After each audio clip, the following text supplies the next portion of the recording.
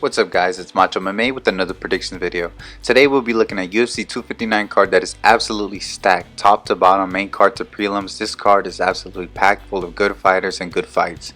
When you got names like Dominic Cruz, Song Yadong, Joseph Benavidez, and Kai Kara France on the prelims, it just shows how stacked this pay-per-view is.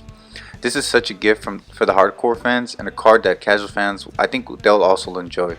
It's going to be a display of all the martial arts, a bit of striking, a bit of grappling, and a whole lot of skill. I'm going to go ahead and preview the entire main card because why not? And there's a lot of interesting and great matchups on there.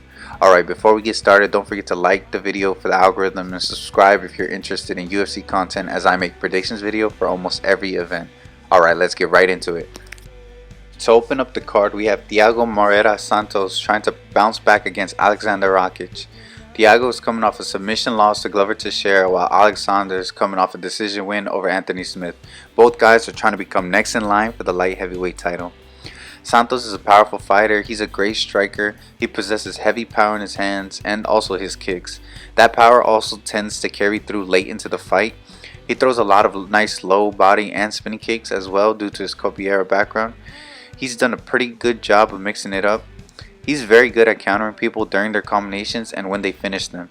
He excels at countering moving backwards. His timing on those is very good. He has great movement. He moves side to side, in and out. He does leave himself open to low kicks as he doesn't check them often. He also overextends like crazy sometimes when he's over eager. There's been a few times he's almost fallen over, but he seems to do that less and less now. His takedown defense is a bit lackluster. It's more power than technique when he tries to get down. And once he has been taken down, he does seem to look kind of lost on the ground. Like he isn't sure how to get out or transition to a better position to get up. He seems to have good cardio. He's shown good cardio in every fight but the Glover fight, where he got overeager and emptied the tank kind of early. But that was also after a long layoff recovering from injuries. I do think his cardio will be fine this time around. Rakic fights very long and also is a very good striker. He is a bit reckless coming in, but can be very explosive. He has good movement, but he is a pretty front leg heavy, which are vulnerable to low kicks, and I think he will get kicked. He has decent wrestling, but it isn't too dangerous. A big question will be whether it's good enough against Santos' lackluster takedown defense. I do think he gets clipped too often coming in, and against THIAGO's power, that's not something you can risk. THIAGO must utilize his leg kicks to slow Rakic down and bait to come in and try to exchange, and to avoid the ground at all costs. Rakic must return the leg kicks and pick Santos apart from a distance, try to expose THIAGO's wrestling whenever he can. I think Rakic has some bad habits and that'll get him caught. I think the Moreira drops the hammer on Rakic Santos by knockout. Islam Makhachev returns after almost a year and a half to face surging lightweight Drew Dober. Makhachev is coming off a decision win over Davi Ramos, while Dober is coming off a TKO wins over Alexander Hernandez and Nasrat Haqparast. So right off the bat, Islam is coming off a long layoff, almost a year and a half of inactivity. In his absence, his AK teammates have given him much praise, which is expected because I mean they're his teammates. But is that an indicator of his hard work and improvement while inactive, or will the inactivity be an issue? We've seen long layoffs affect fighters pretty differently.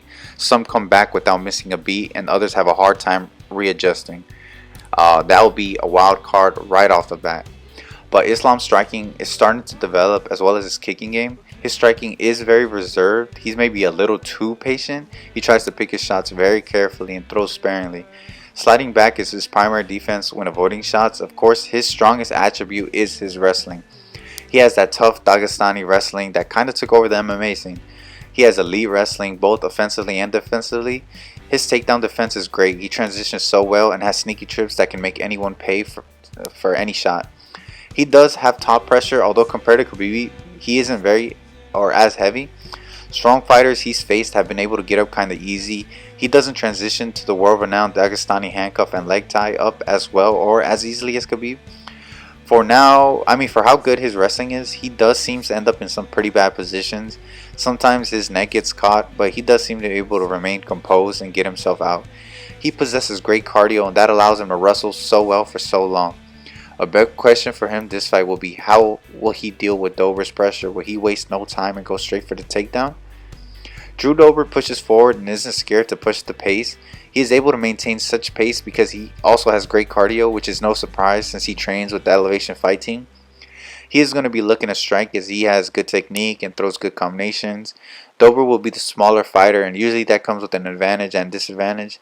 As a smaller fighter, usually you can defend the single and double legs pretty well, maybe a little better, but usually that means you get overpowered during other types of takedowns. Dober will be shorter, but the dude is massive. He looks very strong. What's concerning is he was easily taken down by Hernandez in his last fight. He was able to get up, but Hernandez isn't the grappler that Islam is. When he was taken down, it was due to him coming forward aggressively. Will he maintain that aggressiveness and leave himself vulnerable to a superior grappler? And if he does get taken down, will he be able to get back up? Dober must remain patient and take advantage of Islam on the feet and occasionally defend the takedown.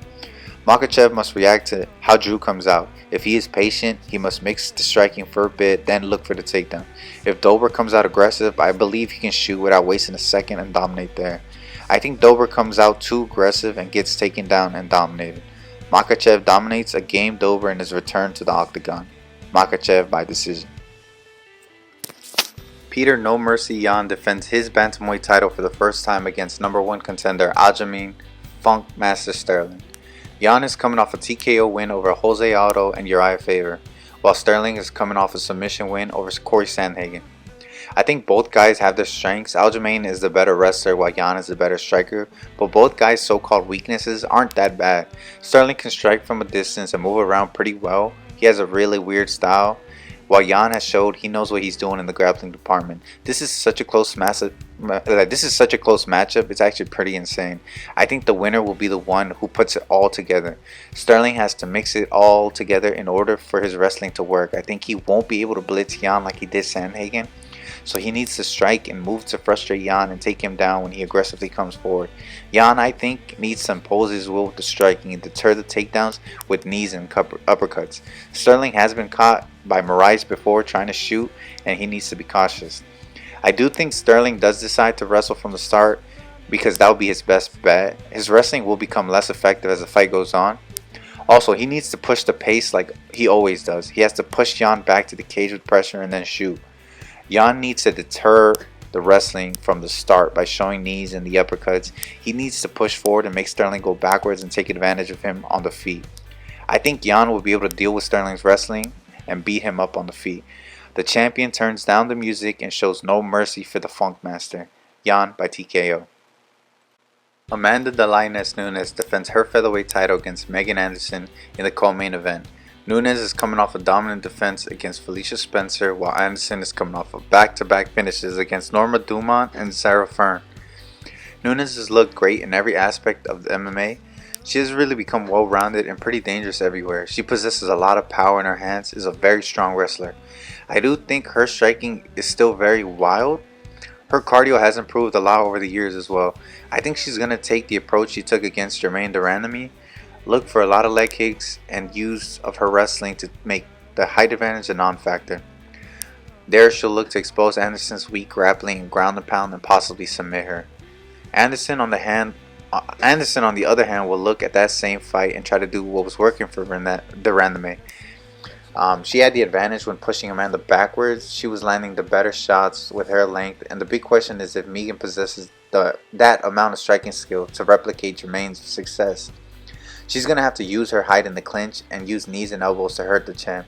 Even though Anderson has a submission win, I feel like the level of her opponents recently have been pretty low.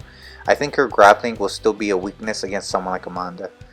I think Amanda will use her kicks to set up her striking, and as soon as she smells trouble, she's going to use and go to her wrestling.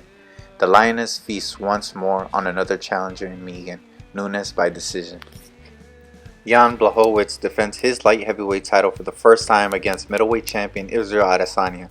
Blachowicz is coming off back-to-back finishes of Dominic Reyes and Corey Anderson, while Adesanya is coming off a finish win over Paulo Costa at middleweight. Jan is a heavy striker who kind of waits for his opponents to throw so he can counter. He does this old school blitzing style where he comes forward and flurries at times. He's kind of flat-footed and is planted heavy. He does possess great power in his kicks, and he should look to land some heavy on the legs and body of Adesanya, while kind of like he did against Reyes. He has to be careful not to get counted as he throws him though, as Adesanya is a sniper. He is less mobile and tends to be patient picking his shots. I think he's going to let Izzy push him backwards. He usually slides back as his primary defense. A big question will be, how will Adesanya's body fare at 205? He weighed in at 200.5 pounds, so he's going to be still pretty small but dealing with much heavier power. How will he respond to that Polish power? Not only the punches but the kicks as well. Will a heavy low kick cripple him out the gate? It's very possible. Adesanya is a slick striker who uses his height and reach to outclass his opponent. He has a great sense of range and will be looking to stay out of John's range. He will be facing the biggest opponent to date.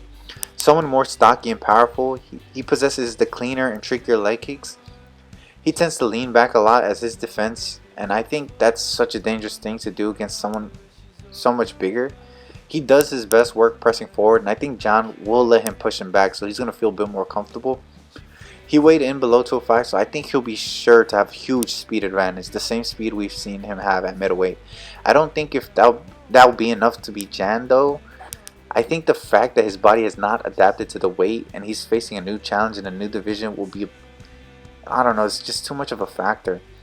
I think this fight will actually be a slow burn type of fight. Both guys will fight cautiously, with Izzy taking his time on the offense and John waiting to counter and to react.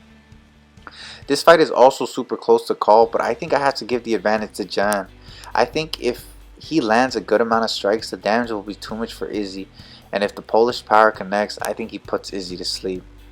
I think Adesanya just has to be way too careful in order to win this fight, and you know, he's accurate and careful enough to get that done, but I don't think he'll be able to do it tomorrow night. But I think the Polish power is too much for the last stylebender, Blachowicz by knockout. Alright guys, those are my predictions for the UFC 259 card. Don't forget to like and subscribe. Once again, this is an absolutely stacked card. A lot of these fights are going to be very competitive and are so close to call. But let me know what you guys think. Do you agree or disagree? Will you be tuning in? And as always, let me know what you think and who you got. Take care.